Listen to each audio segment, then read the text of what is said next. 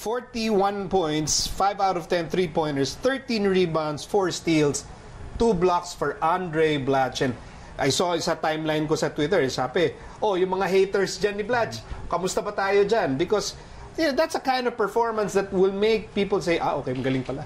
No, Jerry? That's the story really of the game. Kasi, Blatche is a scorer. And he really set the tone for that game.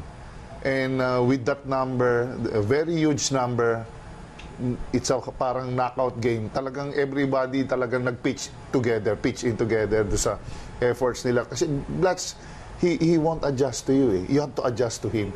And talagang sa side naman ni Coach Cheng, it's a brilliant on his part na to put him back. Kasi meron din silang, ang dami niyang kino-consider before going to this tournament. So yun, nadala si Blatche when he really delivered. He delivered in a big way. Hindi ka ba medyo ninervyos, Coach Topex, na parang, okay, ang init niya nung first quarter, first half, is this sustainable? Hindi ba ito mapapagod? I mean, hindi mo ba naisip yun? Siyempre, nandun yung kaba. I mean, especially nga na sana masustain. But what's important there is he dictated the tempo.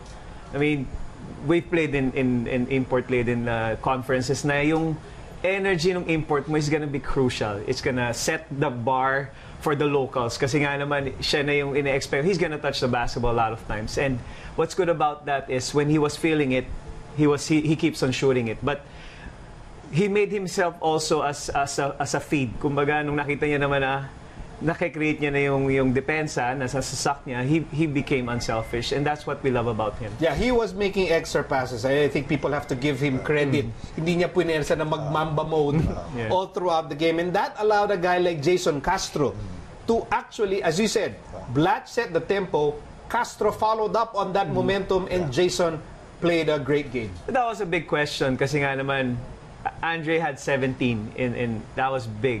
Sino yung magpe-fill up pag wala siya? Kasi nga naman, I mean, he's playing in that fast-paced game. There's so much conditions din that you have to consider, the fatigue. Yung nawala siya, ang big question sa akin nun is who's gonna fill in? And that's where Jason came in. Jason Castro, 15 points, perfect from three-point country.